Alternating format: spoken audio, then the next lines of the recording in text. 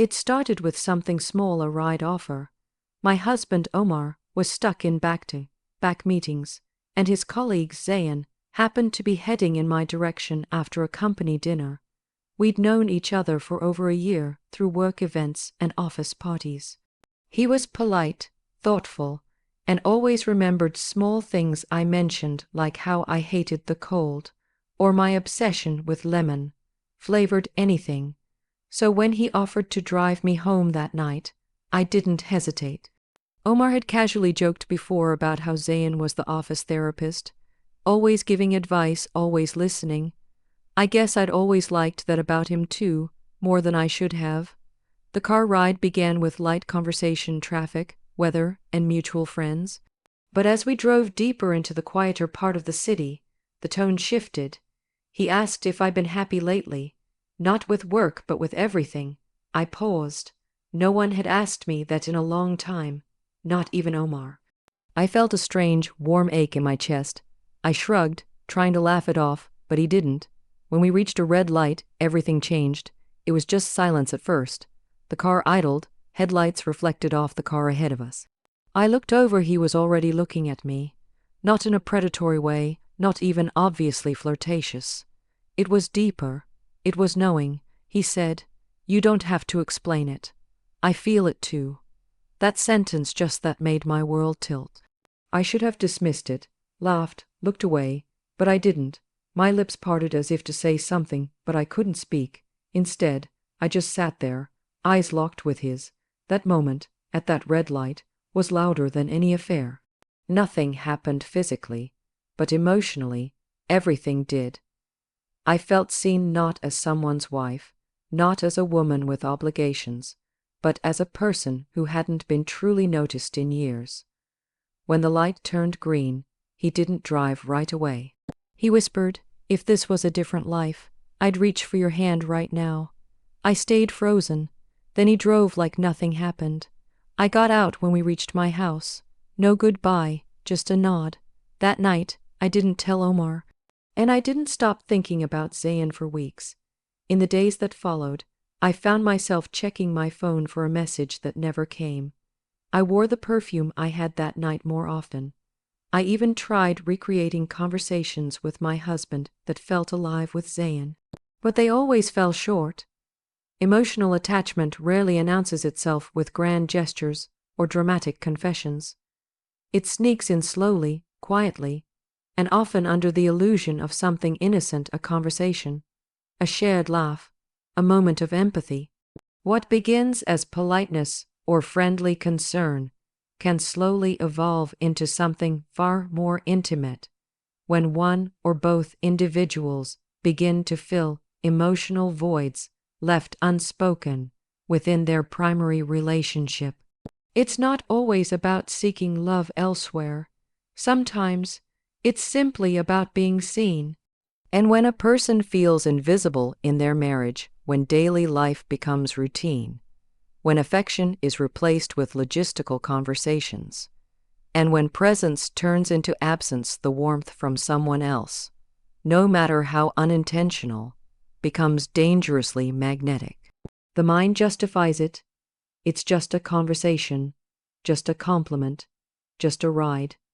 But the heart knows something else is happening, something quieter, something deeper. She never set out to betray her husband. There was no plan, no secret longing for someone else. In fact, for the longest time, she barely noticed Zayn beyond being her husband's colleague, a polite, decent man with an unusually calm demeanor. But slowly, in passing interactions, he began to fill the spaces Omar no longer did. When Zayn remembered the name of the tea she liked, when he noticed the sadness behind her smile at a company gathering, when he gave her his undivided attention in a world where her husband constantly divided his between his phone, work, and her, something inside her responded. She started to anticipate his presence, not in the dramatic way movies portray love, but in the subtle beat her heart skipped when she saw him walk into a room. The irony is, emotional infidelity often makes the person feel more guilty than physical cheating would. It's not just about a body crossing a line. It's about the heart doing so. And that guilt doesn't come in loud pangs.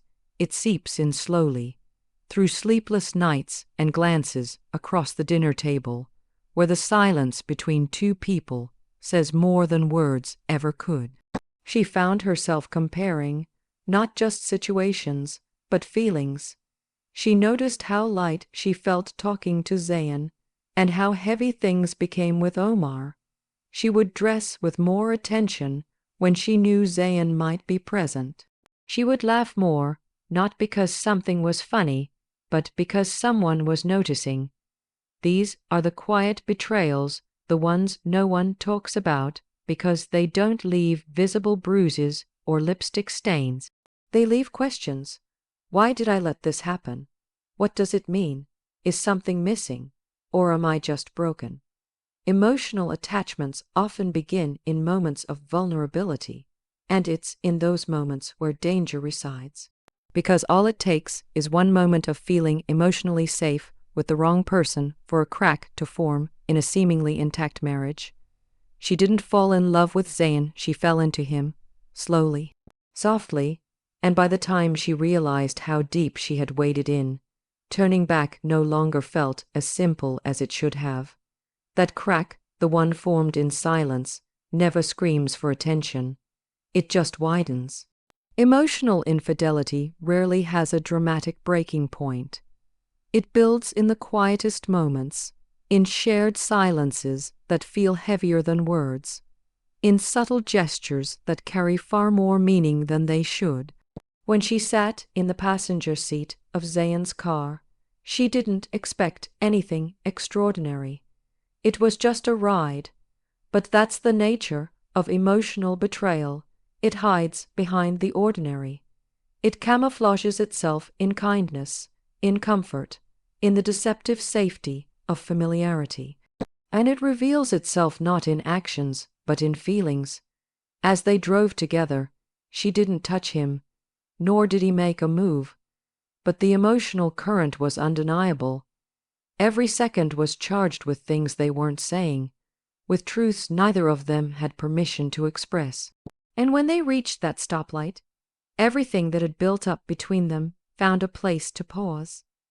That red light didn't just halt traffic, it became the moment where the unspoken became almost unbearable.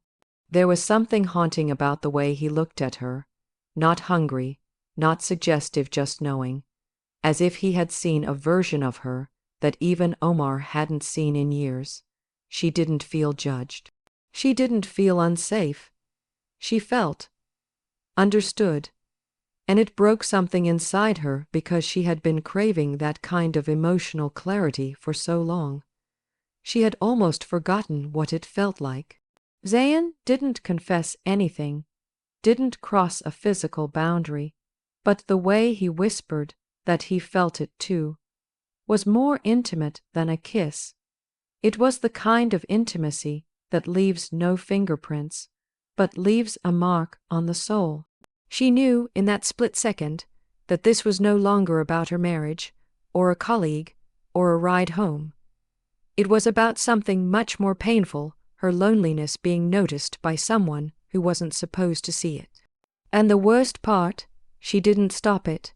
She didn't shut it down. She didn't say, "This is wrong." She just let the silence answer, because the truth is, a part of her needed to feel wanted again, not for her role as a wife, or her place in someone's routine, but for the woman she used to be. And in that moment at the stoplight, she wasn't thinking about consequences. She was thinking about the version of herself reflected in Zayn's eyes, soft, alive, worthy of emotional attention. That one moment, wrapped in stillness and suggestion, unraveled all the boundaries she thought she'd built, and though the car moved again, nothing else did. Her guilt froze in place. Her marriage, once dependable and dull, suddenly felt fragile. She arrived home the same woman, but nothing inside her felt the same. And the echo of his voice, quiet, tender, forbidden, stayed louder than anything her husband said that night.